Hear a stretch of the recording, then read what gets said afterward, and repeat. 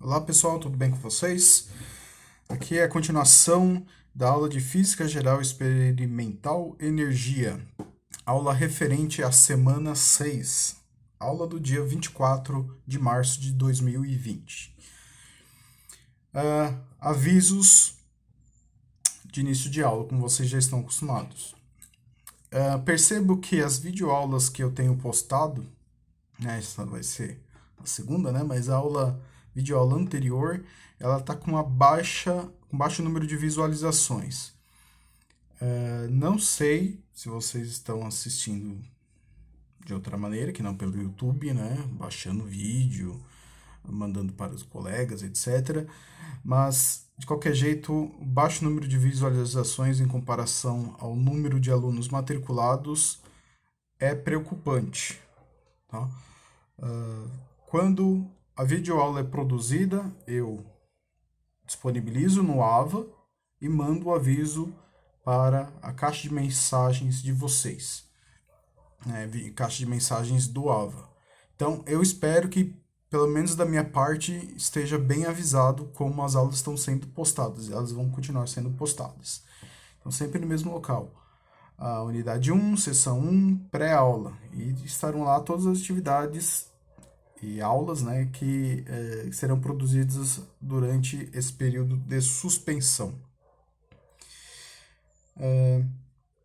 Não só as videoaulas, mas também as anotações, né, toda essa parte que eu apresento aqui para vocês, com os enunciados, os exemplos resolvidos e enunciados das atividades avaliativas, também estão disponibilizados no mesmo local, logo abaixo do vídeo.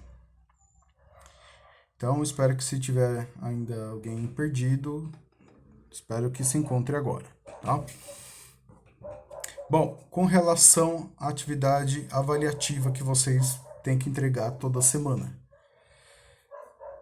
eu peço que vocês deem preferência para enviar por este e-mail. Evite usar a caixa de mensagens do AVA, porque aí a gente deixa mais controlado, né? A caixa de mensagens do AVA fica para avisos, dúvidas e mensagens do tipo, e este e-mail fica somente para o envio de atividades. Outra coisa extremamente importante, PDF é o único formato que eu aceito dessas atividades. Se vocês mandarem JPG, TIFF, bitmap, não será aceito, porque pode haver algum problema na hora de abrir. Sem falar que a qualidade normalmente é muito baixa e o arquivo é muito grande. Então, é muito mais fácil acontecer problemas durante o processo de anexagem de outros formatos no e-mail. Então, envie somente PDF. O nome do arquivo tem que ser composto pelo seu nome e a disciplina. Então, por exemplo, fulana de tal, física, energia, que é o caso dessa disciplina. Se vocês têm problemas para transformar qualquer arquivo, né, PDF, JPG, JPEG, bitmap, TIFF, etc., para outros formatos, favor verificar o roteiro de entrega de atividades aqui mesmo no AVA. Que lá tem um direcionamento de como vocês devem proceder para fazer tanto a digitalização do exercício de vocês, quanto, se necessário, a conversão para arquivo PDF. Muito bem. Percebam que, como eu tenho cerca de 300 alunos, não vou ficar convertendo o arquivo que não está dentro do formato indicado para conseguir abri-lo, certo? Então, mandou arquivo formato errado, nem vou abrir. Beleza. Então, a primeira coisa que a gente vai fazer na aula de hoje é a correção da atividade avaliativa da aula passada. Então, o enunciado era o seguinte: considerando que a massa do planeta Terra é aproximadamente 5,972 vezes 10 a 24ª potência quilograma, seu raio é de 6,371 vezes 10 a sexta metro e velocidade angular de 7,27 vezes 10 a menos 5 radianos por segundo, determine o momento de inércia, considerando que se trata de uma esfera maciça, informação extremamente importante, e sua energia cinética de rotação. Então, muito bem, a primeira parte é fazer uma tabelinha com as informações apresentadas pelo enunciado. Então, temos aqui a massa, temos o raio e temos a velocidade angular. A primeira etapa é calcular o momento de inércia do planeta Terra, para depois calcular a energia cinética de rotação. E essa ordem aqui é importante porque, para calcular a energia cinética de rotação, eu precisaria do momento de inércia. Então, não há como fazer essa etapa sem ter antes feito essa aqui. Então, vamos lá. Já que o enunciado me informa que eu devo considerar o planeta Terra como sendo uma esfera maciça, então vou lá e pego a fórmula do momento de inércia de uma esfera maciça. Então, o momento de inércia é igual a 2/5 de mr ao quadrado, sendo que esse r é o próprio raio da Terra.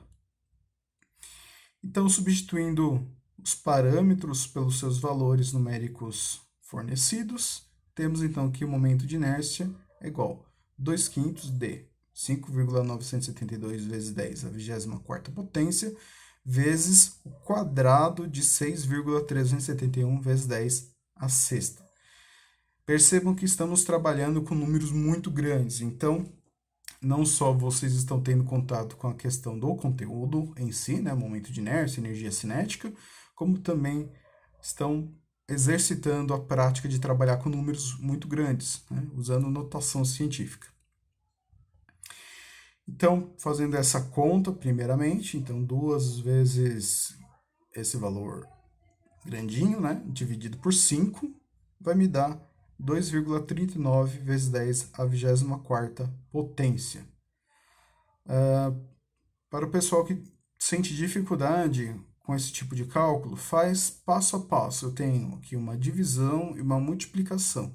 Então, vocês podem começar dividindo 2 por 5, que vai dar 0,4, e multiplica o resultado, ou seja, o 0,4, pelo próximo número, que é esse 5,972 vezes 10 à 24ª. Tá com problema de inserir esse termo na calculadora científica? Não se preocupe. É só fazer 0,4, que é o resultado dessa divisão, vezes 5,972. Neste caso, essa potência aqui vai permanecer. Tá? 0,24 vezes 5,972 vai dar 2,39 e, mantendo a notação científica, manteve a potência 10 elevado à 24ª potência. E agora, fazendo o quadrado desse número aqui, vamos ter esse 4,606 vezes 10 à 13ª potência. Agora, multiplicando esses valores, cuidado novamente na hora de inserir na calculadora, o resultado vai ser 9,7 vezes 10 à 37ª potência. E a unidade de momento de inércia é quilograma metro quadrado. Pronto. Dei uma das respostas que o enunciado me pedia. Então, tem o símbolo da grandeza, o momento de inércia, sinal de igualdade, o valor numérico e a unidade. Como é uma grandeza escalar, não é necessário a informação de direção. Bom, continuando esse essa atividade, para calcular a energia cinética de rotação.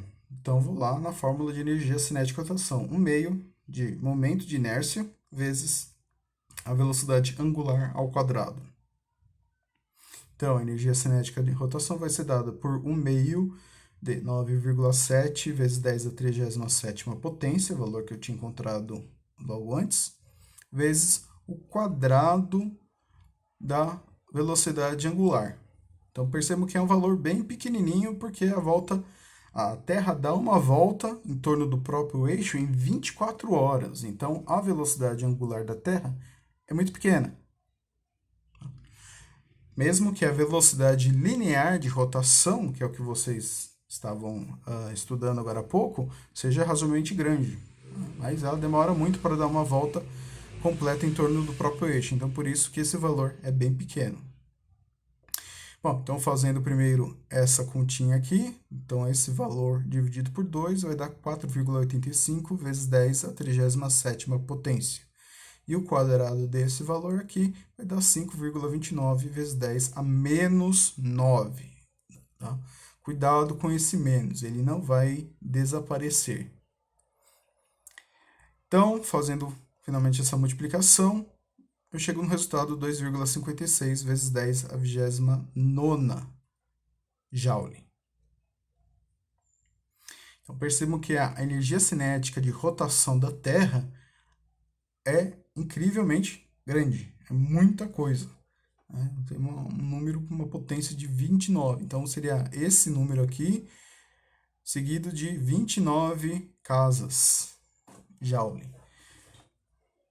Isso se explica porque a massa da Terra é muito grande e a velocidade de rotação, embora seja pequena, não diminui a energia cinética de rotação. Muito bem. Então, espero que vocês tenham entendido a proposta dessa atividade. Continuando.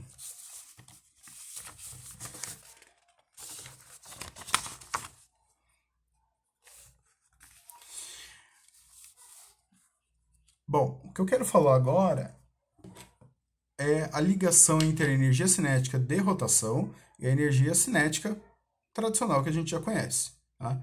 Elas têm que ser convergentes. Como a gente vai calcular isso? Né? Bom, primeiro vocês têm que entender que um objeto girando, vou colocar assim uma caneta girando, ou uma caneta deslocando, a gente pode descrever esse movimento, né, em termos energéticos, através da energia cinética. Muito bem. Do ponto de vista energético, tanto faz eu girar o objeto ou deslocar ele no espaço. A forma de calcular é diferente, porque eu uso parâmetros, grandezas diferentes. Mas energia é energia, tudo bem? Então, eu posso converter uma energia de rotação em uma energia de translação. E em algumas situações, que é como eu vou apresentar agora, eu posso calcular uma ou outra dependendo dos parâmetros que são informados. A questão é que os valores eles têm que convergir. Então, um exemplo mais simples que a gente vem estudando desde o começo. Exemplo 1. Uma partícula de massa 107 kg percorre um percurso circular de raio 57 metros, com velocidade de 41 metros por segundo. Determine a sua energia cinética e energia cinética de rotação. Então, eu tenho um percurso circular, eu tenho um objeto qualquer que está numa posição qualquer, certo? E ele tem massa e ele tem uma velocidade linear de rotação. Com esses parâmetros, eu consigo calcular a energia cinética dele. Né? Então, 1 meio de mv ao quadrado. Tenho a massa, tenho a velocidade linear, que ele percorre esse percurso, consigo calcular a energia cinética. Então, vamos lá. Massa 107 kg, velocidade 41. 107 dividido por 2, 53,5. 41 ao quadrado, 1.681.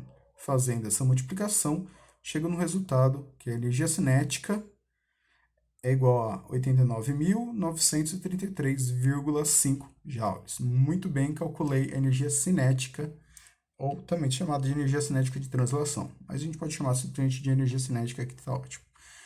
Agora, vou calcular a energia cinética de rotação desta mesma situação, desse mesmo corpo. Então, vamos lá. 1 meio de momento de inércia vezes ômega ao quadrado. Muito bem. Não tenho nem o momento de inércia, nem o ômega. Então, vamos calcular cada um deles. Momento de inércia, como é uma partícula, né, um corpo que está distante do ponto de rotação, ele não tem o formato definido, é simplesmente uma carga pontual. O momento de inércia dele vai ser dado por massa vezes a distância ao quadrado. Então, essa distância é o próprio raio do percurso, que é a posição que ele dista em relação ao centro desse percurso. Então, o momento de inércia é igual a 107 vezes o quadrado de 57 metros. Então, o momento de inércia é igual a 347.643 kg/metro quadrado. Esse ponto aqui é ponto divisor de milhar, não divisor decimal. Por isso que pude usar o ponto. Muito bem, eu tenho o momento de inércia. Agora eu vou determinar a velocidade angular. Sabendo a velocidade linear e o raio do percurso, eu consigo facilmente calcular a velocidade angular. Então, velocidade linear dividido pelo raio, meu valor de velocidade angular é igual a 0,72 radianos por segundo. Agora eu pego esses dois valores e volto aqui na minha fórmula de energia cinética de rotação. Então, 1 meio de 3,5 vezes 10 à quinta, que é aproximadamente esse número, né? Porque aqui eu tinha limitação de espaço, então eu tive que deixar ele menorzinho. Mas é aproximadamente o mesmo número. Na calculadora, eu usei esse valor aqui. Aqui eu só tentei deixar ele mais pequenininho para caber. Vezes o quadrado da velocidade angular. Então, 0,72 ao quadrado. Fazendo esse valor aqui dividido por 2, vai dar 1,74 vezes 10 à quinta. Muito bem. E o quadrado de 0,72 vai ser igual a 0,52. Fazendo essa multiplicação, eu chego a esse valor, 89.933,5 Joule. Então, percebam que o valor é o mesmo, porque trata da energia de uma mesma partícula. O caminho que eu usei não alterou o resultado. Tá? Tanto que essa fórmula aqui da energia cinética de rotação, ela vem desse cara aqui.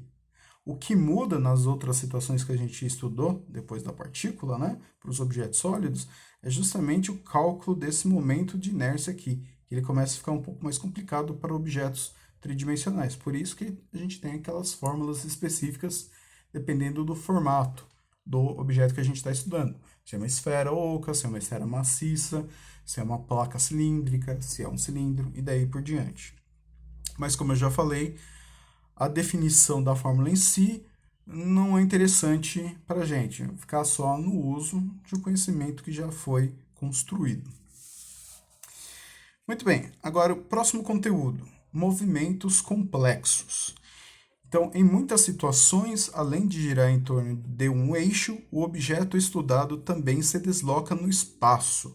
Neste caso, devemos estudar os movimentos de maneira separada, rotação e translação, e calcular as energias associadas a cada um desses movimentos e somar os resultados, né? Somar os valores, uma vez que a energia cinética, ou energia de modo geral, é uma grandeza escalar.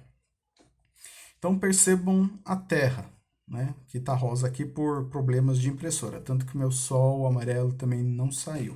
Então, seguindo a vida.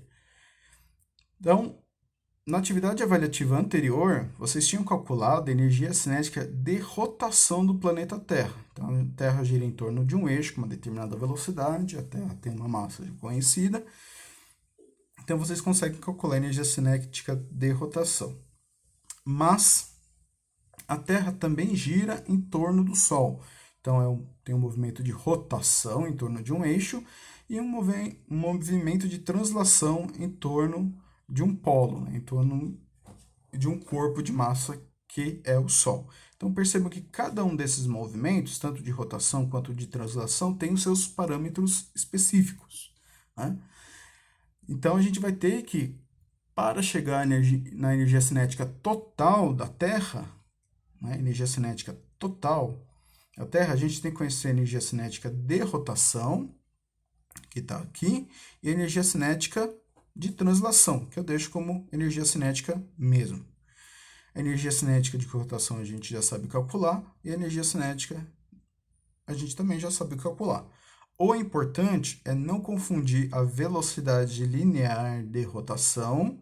Lembre-se, quando um movimento é giratório, eu posso definir tanto uma velocidade linear de rotação quanto uma velocidade angular. E eu tenho uma outra velocidade nessa situação, que é a velocidade de translação. Por isso que na fórmula da energia cinética, eu coloco esse VT, que é a velocidade,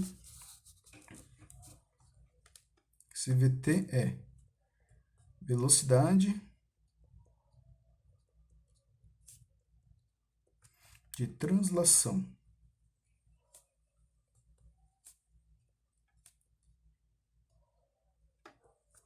Tudo bem? Então, vamos fazer um exemplo baseado na atividade avaliativa que a gente já fez.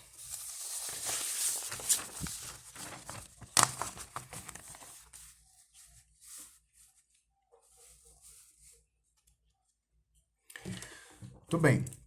Exemplo 2. Como já temos a energia cinética de rotação do planeta Terra, calcule sua energia cinética de translação e energia cinética total, sabendo que a velocidade de translação da Terra em torno do Sol é de 29.780 metros por segundo.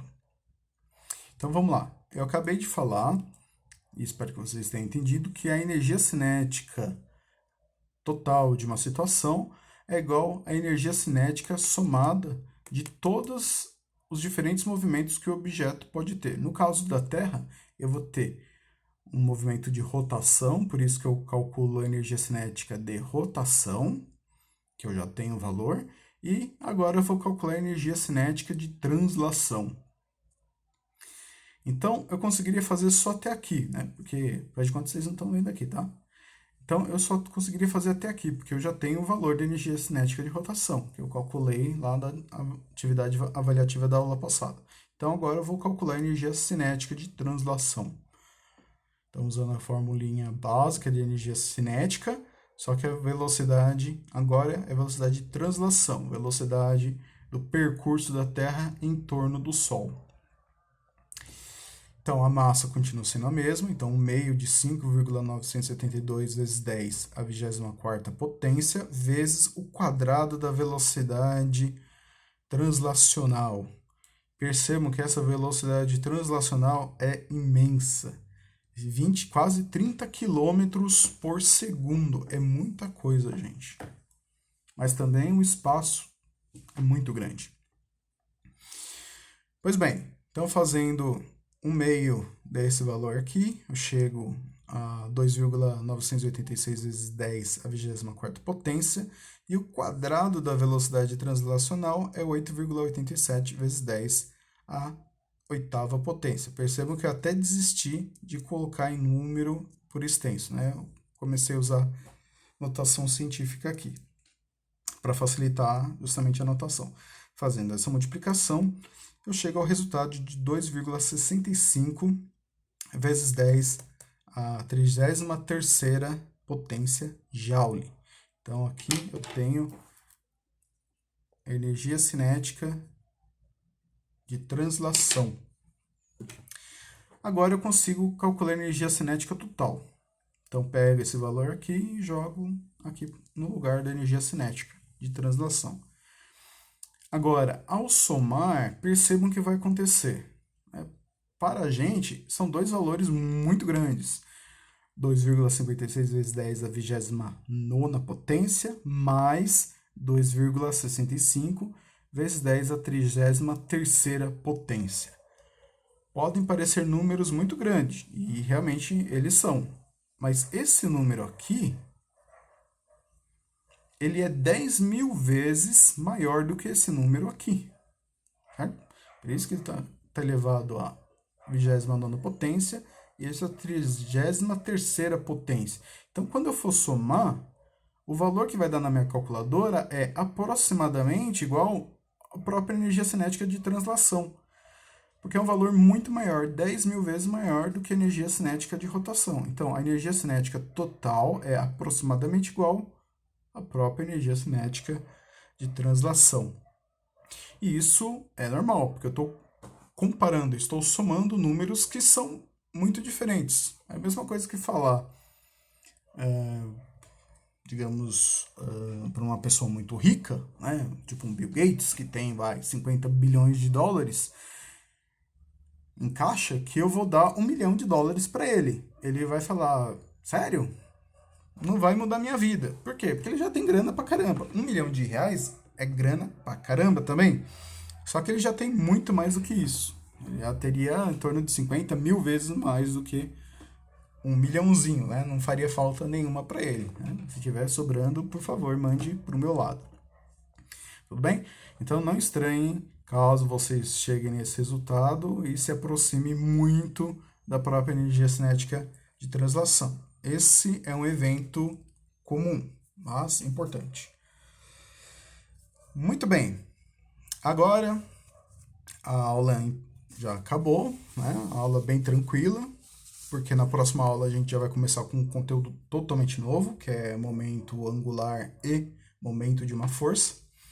Então, encerrando essa parte de energia cinética de rotação e energia cinética de translação, temos uma atividade avaliativa, novamente para vocês me entregarem até o que seria nosso próximo encontro.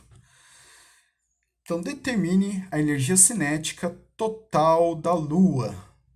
Lua, que é o satélite natural da Terra, sendo sua massa 7,349 vezes 10 a 22ª potência, quilograma, e raio 1,737 vezes 10 a sexta metro.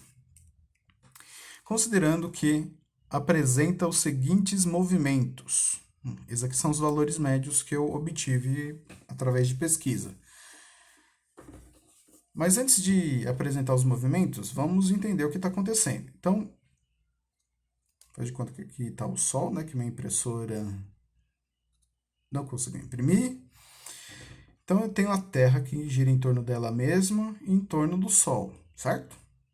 Agora, a Lua, ela gira em torno dela mesma, então a Lua tem um movimento rotacional em torno de um eixo que passa mais ou menos pelo centro dela. A Lua também gira em torno da Terra e a Lua gira em torno do Sol. Então, são 3 movimentos. Então, vamos lá. Primeiro movimento, item A, rotação em torno do seu eixo, em torno de si mesmo, com uma velocidade de 4,64 metros por segundo, medida na superfície. Translação em torno da Terra, velocidade de translação em torno da Terra, 1.022 metros por segundo. E, finalmente, translação em torno do Sol, que é a mesma velocidade de translação da Terra, uma vez que a Lua sempre acompanha a Terra. Então, se a Terra tem uma velocidade de quase 30 mil metros por segundo em torno do Sol, então a Lua vai ter, em média, essa mesma velocidade. Tudo bem?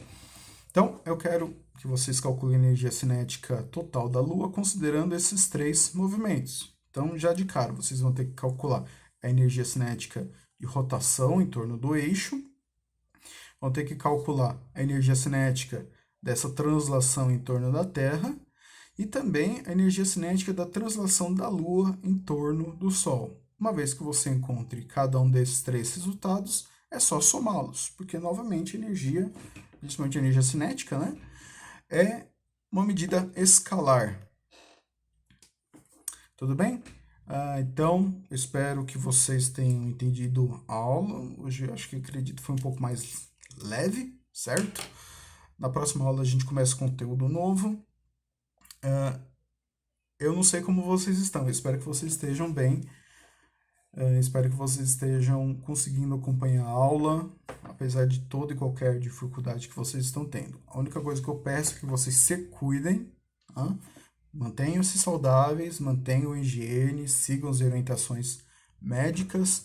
Espero ver todos saudáveis e contentes o quanto antes nas aulas presenciais, tá legal? Então, um abraço, até a próxima.